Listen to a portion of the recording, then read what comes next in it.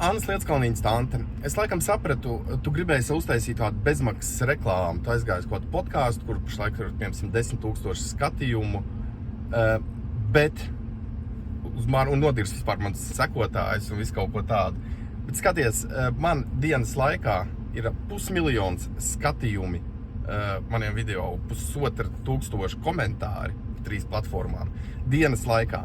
Šis ir tas iemesls, kāpēc es nedodu dzeltenai presē interviju un visu kaut kas tam līdzīgs, tāpēc, kad, ja es gribu kaut ko pateikt, tas sasniedz lielāku auditoriju nekā ko presa to var piedāvāt vai kaut kas tam līdzīgs.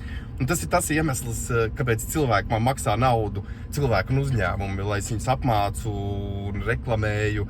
Un ja tev vajadzēja reklāmu, tu varēji man vienkārši paprasīt.